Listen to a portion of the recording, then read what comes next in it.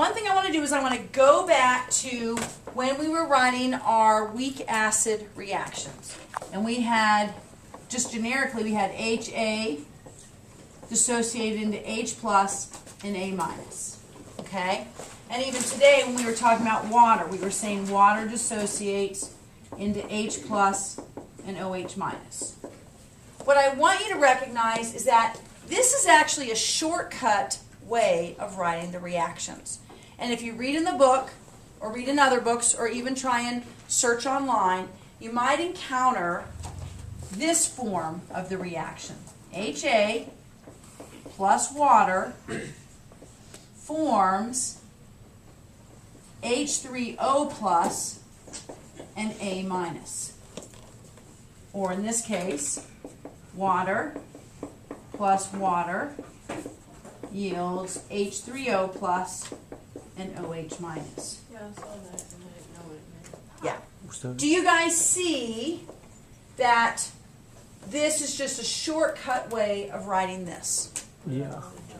Because water, we don't really include it in our equilibrium reactions, right? We It's can kind of liquid. leave it out.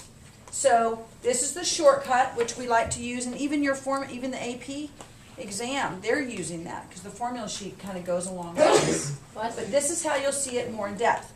Now, the reason why this is more technically correct is because H plus actually does not exist in solution. Okay? When you have a hydrogen ion that dissociates from an acid, and when it gets close to a water molecule, it actually gets very attracted. Okay? It has absolutely no electrons. So it's very highly positive, and it really wants something around that nucleus. This has two lone pairs that it can totally donate.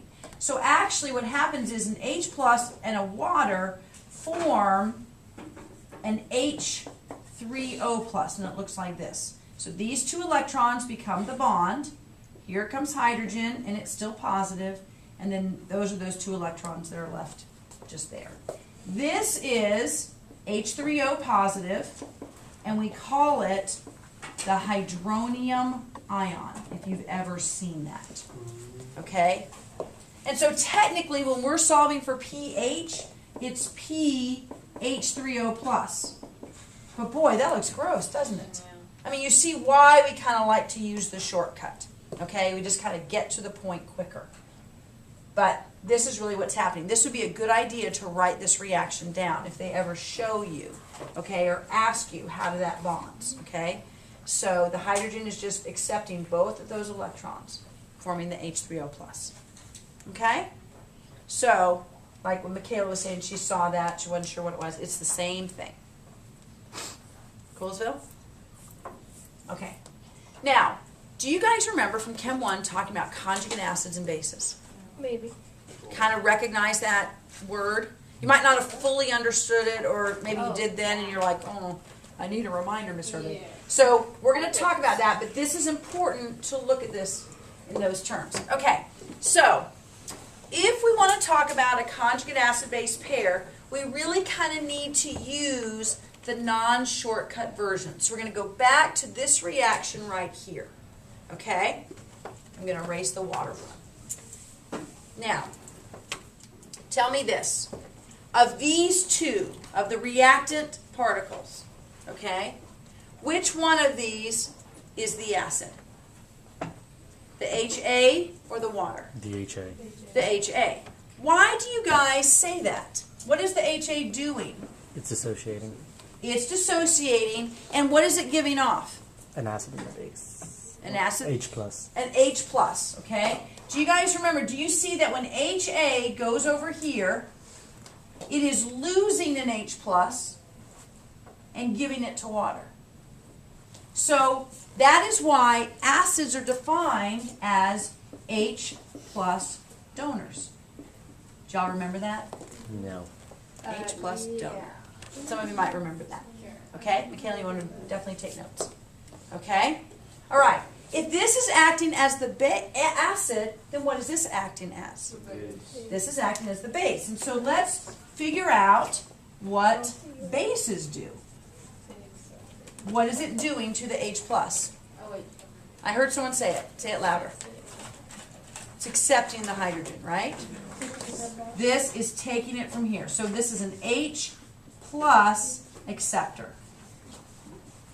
And those are probably the most useful definitions of an acid and a base. Okay? Now, because this is an equilibrium reaction, or a... Scar, do you have a question? If you had a base in water, would water act as a base? Here, water is acting as a base because it's with an acid. So if you have a base in water, then what do you think water is going to act as? An acid. Oh, I think you meant to say that. Yes, water would act as the acid. Absolutely. Okay, good. You're on it. Good. Okay, so here, let's go back. Now, I want you to think about this. On this side, because this is a reversible reaction, I want you to look at these and picture what they're doing when they go backwards. What is the H3O plus doing as it goes backwards? Giving off the H. It's donating or giving off an H plus, absolutely. So it is an H donor, and it's an H plus donor, and so therefore we're going to label it as an acid, but we're going to call it a conjugate acid. Oh, I remember this one. And this is its partner. So this is a conjugate acid-base pair. Okay? What is A minus doing as you picture it going from here over to here? It's accepting the H plus. Very good. So it is an H acceptor, and so therefore we would label it as what? Conjugate base. Good. A conjugate base. And so these two, let me erase this, it's kind of getting in the way. So these two are a pair, conjugate acid-base pair, and these two are a pair. Okay?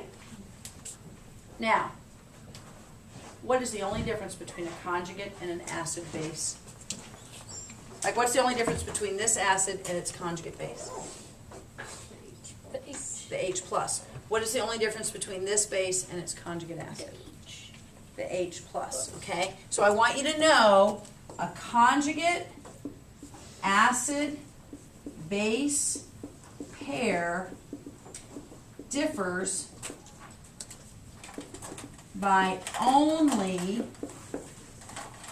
one H plus. They don't differ by an oxygen. They don't differ by an A. They don't differ by two H pluses. They only differ by one H plus.